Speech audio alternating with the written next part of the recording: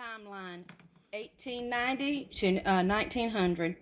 1890, July the 2nd, Sherman Antitrust Act became law in the U.S. July the 13th, John C. Fremont, American explorer and political figure, died in New York City at the age of 77. October 1st, at the urging of John Muir, the U.S. Congress designated Yosemite as National Park.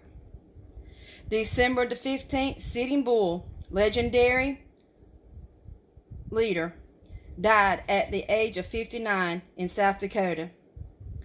He was killed while being arrested in the federal government crackdown of the Ghost Dance movement.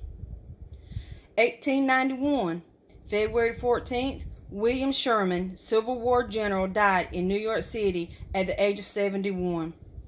March the 17th, the St. Patrick's Day Parade in New York City began using the traditional route up Fifth Avenue. April the 7th, American showman Barnum died in Bridgeport, Connecticut at the age of 80. May the 5th,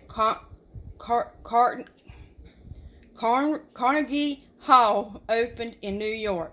September 28th, Herman Melville, the author of Moby Dick, died in New York. He was more remembered by his early books, The South Seas. 1892, March the 26th, American poet Walt Whitman died in Camden, New Jersey. July the 6th, the Homestead Steel Strike in western Pennsylvania turned into a day-long battle between Pinkerton men and the townspeople.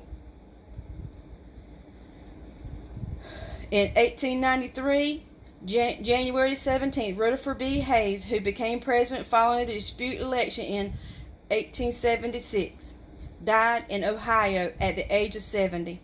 February, Thomas A. Edison finished building his first motion picture studio. March the 4th, Grover Cleveland was inaugurated as President of the United States for his second time. May the 1st, the 1893 World's Fair, known as the Columbian Explosion, opened Chicago. 1894, March the 5th, Coxey Army, a march to protest unemployment that was largely the root of the Panic of 1893, departed from Iowa in the way of Washington, D.C. April the 30th, the Army reached Washington, D.C., and leaders were arrested the next day. The demand of Jacob Carson, which focused on great government intervention in the economy, would eventually move into the mainstream. In May, the Pullman strike began. The spread through the summer before being put down by federal troops. In June, Pierre de Coubertin organized a meeting which led to the creation of the International Olympics. September, Congress designated the first Monday of September as a legal holiday, which is now Labor Day. 1895, February the 20th, ambulance Arthur Frederick Douglass died in Washington, D.C. at the age of 77. May the 6th, future President Theodore Roosevelt became president of the New York Police Board, effectively becoming the police commissioner. His efforts to reform the police department became legendary and helped his police profile. Heighten his public profile. December, President Grover Cleveland arranged for a White House Christmas tree lit by Edison's electric bulbs. In 1896, January the 15th, photographer Matthew Brady died in New York. In In April, the first modern Olympic game, the idea of Piri de Coben something are held in Athens, Greece. May the 18th, the U.S.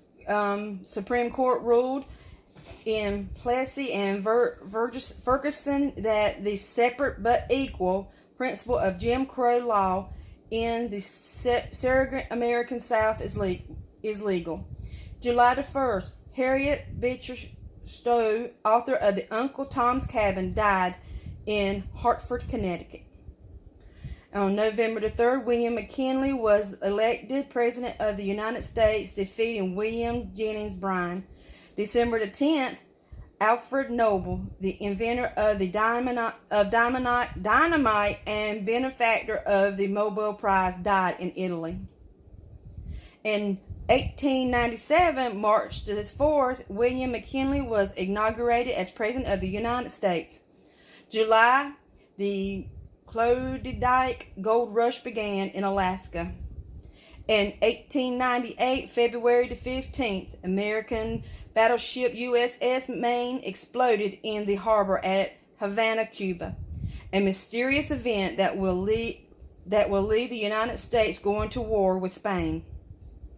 April the 25th, the United States declared war on Spain. May the 1st, at the Battle of Malaya Bay, the American fleet in the Philippines defeated the Spanish naval forces. July the 1st, at the Battle of San Juan Hill, Colonel Theodore Roosevelt and his Rough Riders charged Spanish positions. In 1898, German statesman Otto von Bismarck died at the age of 88.